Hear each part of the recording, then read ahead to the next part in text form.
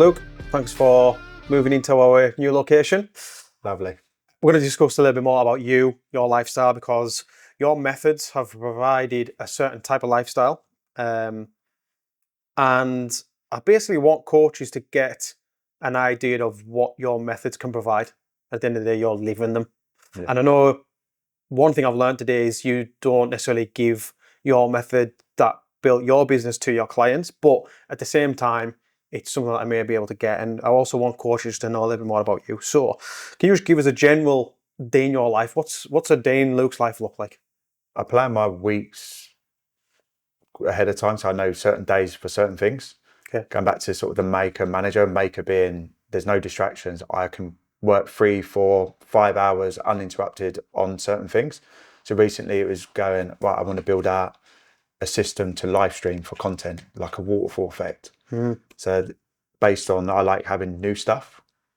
So that's been sort of the priority. Before that, it was the OTC in-person event. So a lot of my time on those maker days were to do with like my slides or the activities or getting a videographer and all of those types of things. But I always put my kids' stuff in first. Right. So I don't put my business stuff in. I have my calendar. I use Google Calendar, but then I've started using the G Sheet thing now, which some of my members use. And I put in like their football, their like when you have kids, I've got the only night I have off is a Thursday. Like Monday to Sunday, there's kid stuff. So that goes in. Certain days, I'll take my kids to school. I'll pick my kids up every single day. So that just goes in. And then I fit all my other stuff around that. And I focus on my project stuff, the stuff uninterrupted. And then I don't have many clients that I have to have calls with. But when I do, I try and put them on a Thursday. So, and that's sort of Thursday, first day of the month. And then when I work with my growth partner clients, it's more frequent. But I then sort of eliminate any distractions. And I know exactly what I'm going to work on. I might plan 2, 3 days in advance. I might plan the whole week. And then, so that's sort of my day in the life is very much my family first.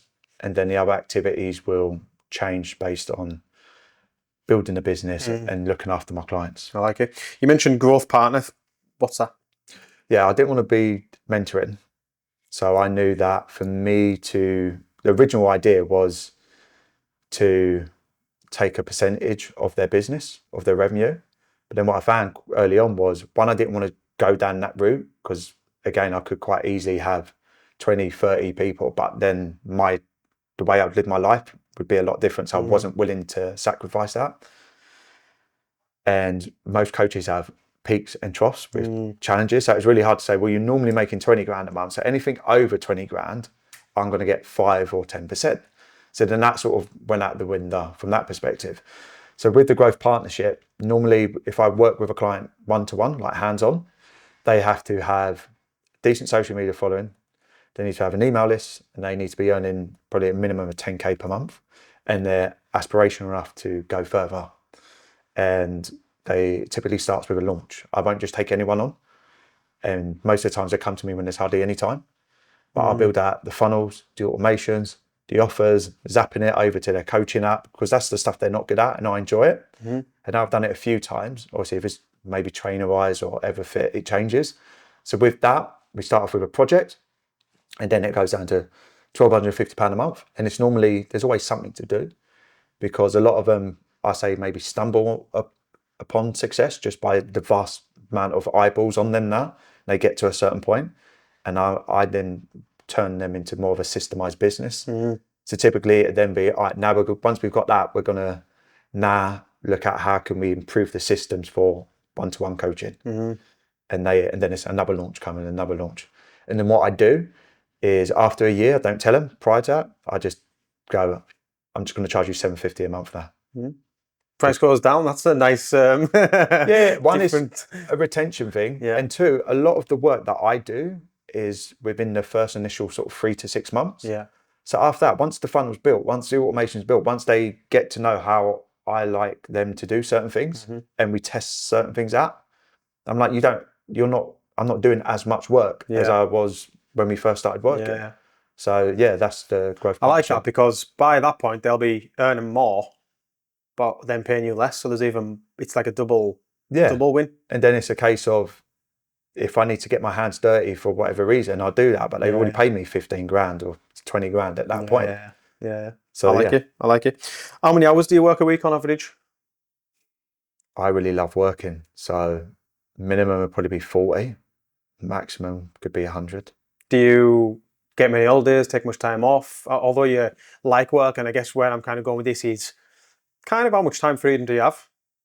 I've got unlimited time freedom. I just don't choose to take it. I know there's a big difference there, yeah. So yeah, it's like there's some days where if I'm not feeling it, I'll wake up, I take my kids to school, and I'll just binge watch TV series because I can. Other days, I'll get up or weeks, and even with my partner, I'll just say, if there's a launch or something important, I've already said, I'm here, but I'm not here. Yeah. I might be physically here, but just so you know, over the next period, I can't be here as much. And she's always been supportive, where there's times where I'll just go and travel to a hotel and I'll stay there. So even with the online trainer club, I went to Cambridge for 2 days. I had caffeine and nicotine, and I built out the online trainer club how I wanted it to be.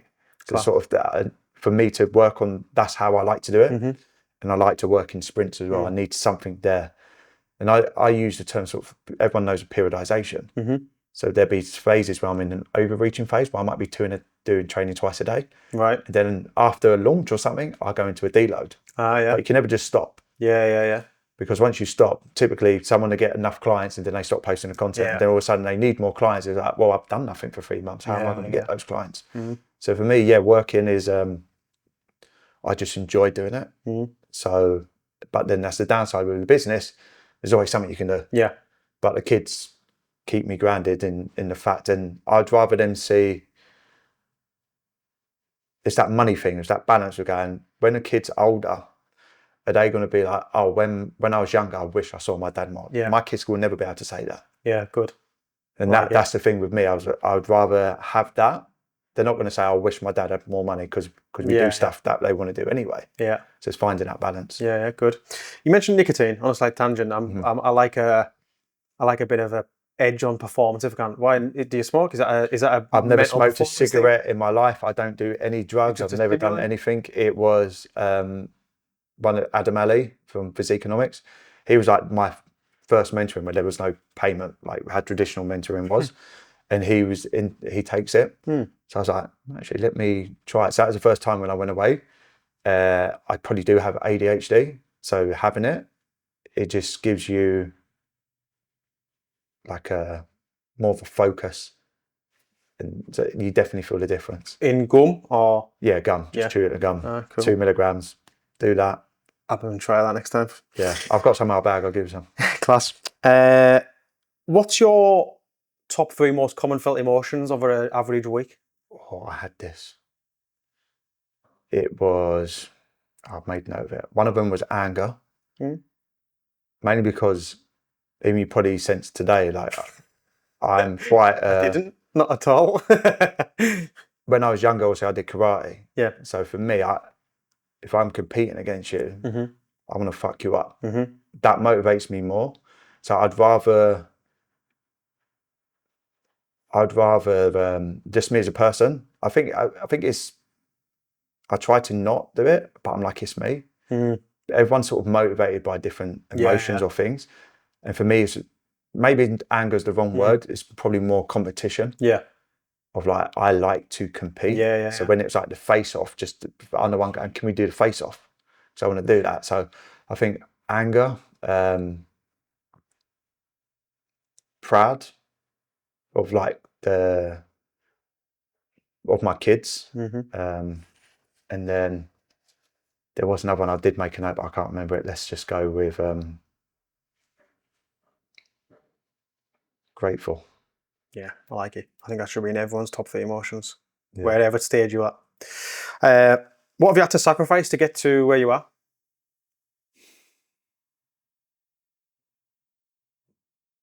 Working a hell of a lot. Like people, even my clients, are like, you don't fucking sleep. And I'm going, that's just me. Like, I know, and I think personal trainers, if you've been in person training, you've got an unfair advantage. Because you get up early and you finish late. So you've built this Yeah. resilience to working long.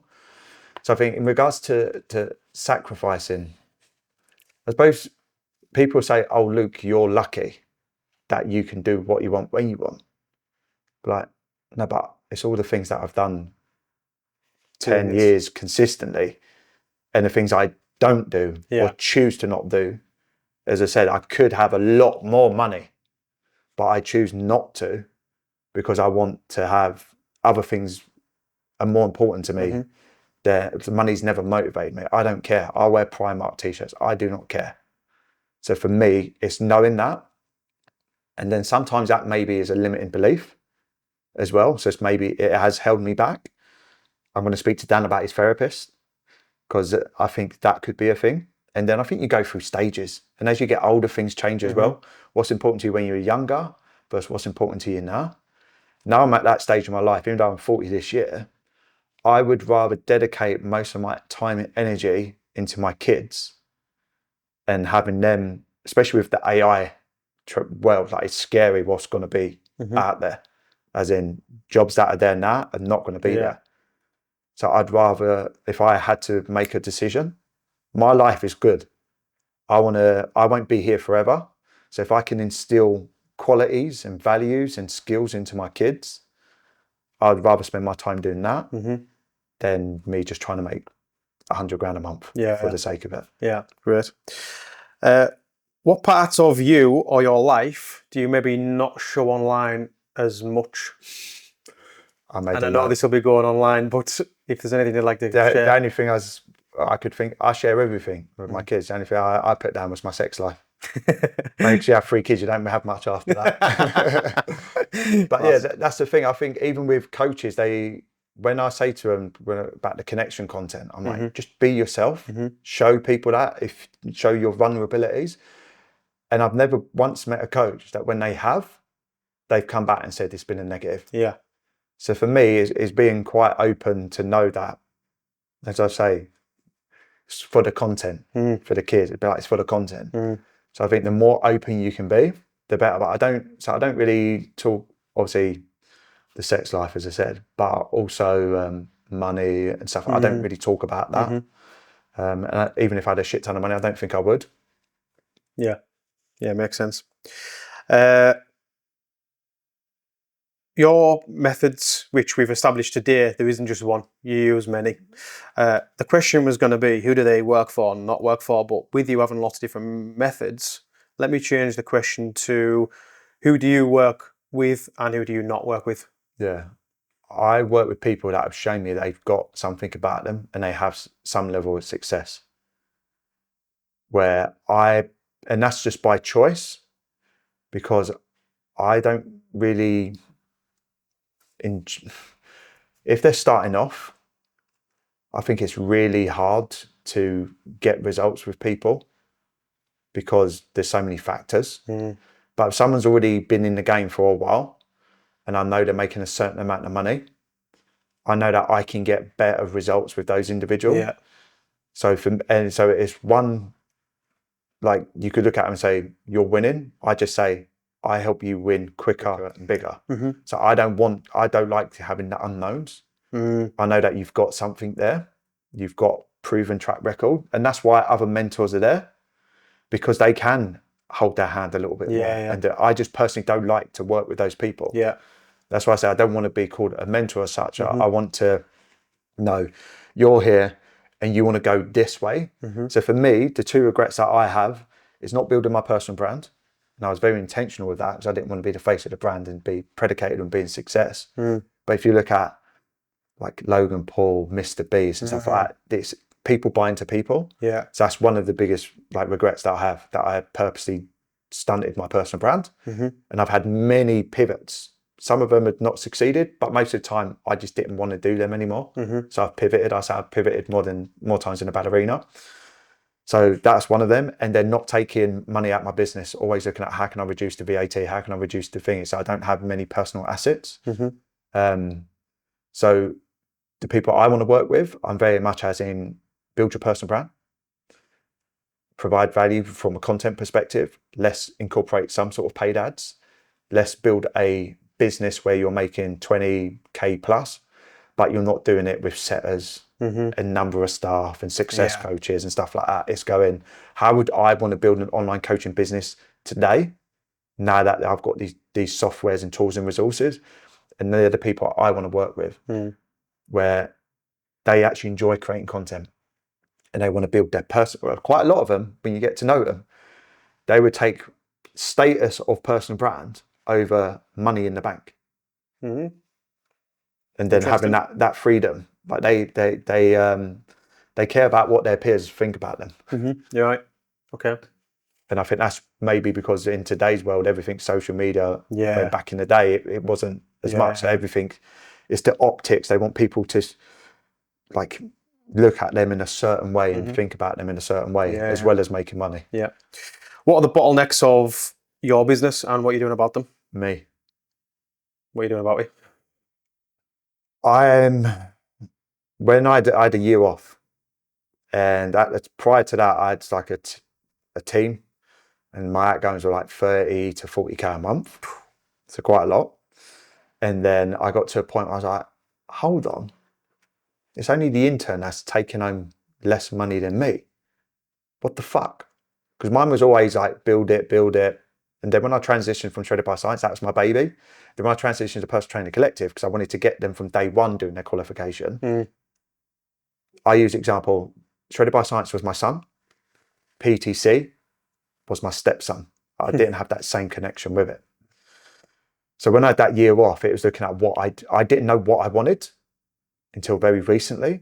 I knew what I didn't want. And what I didn't want was staff.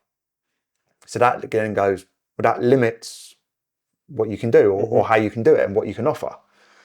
So for me, with the Online Trainer Club, it's a place where it's at a price point for the membership tier where they're not expecting mentoring, where they've already been part of a mentorship. They just want to be in a group of people at a similar level or above them to then progress. So my thing now is challenging and going, how can I keep what we have in a smaller number and scale that more? So the only way that could be human resources, but probably more so me just taking, now I've got more data points. I've only been doing it since Halloween, like a few months, so it's relatively new, is working out what it is that they value the most. And how can I incorporate that more into it? And how's that look from, rather than having 16 members, what does that look like at 50 members or 100 members? And there's got to be some sort of automation or systems or software that I incorporate that helps individuals. So I think that's the key of not having too many. We can still have that personalization touch, but then also not putting it at a price point where they're expecting the world from you. So yeah, awesome. That's sort of the bottleneck. Cool. I'm addressing it. Yeah, great. I think I know this answer, but what are you most proud of in life? My kids. Thought you'd say that. And no one can dig anything up on me on anything. So I think that just being that which is rare, I think, these days. Like you will never find any fitness person. I mean, people might not like me from a perspective of my personality and the way I am, but there'd be no one ever to be able to say a thing, Luke fucked me over. Or Luke fucked this person in the fitness industry, because that's like, there's no skeletons, so no one can. So I think that, and then also obviously my kids. So from a personal perspective and a business perspective. Great. So last question. This is the one I hid from you. I didn't tell you this one. Come on. I want to imagine it's your 85th birthday party. Yeah. Your whole family, friends, and everyone has came to see you. It's your last birthday on earth. They all have something to say to you. What would you want that to be?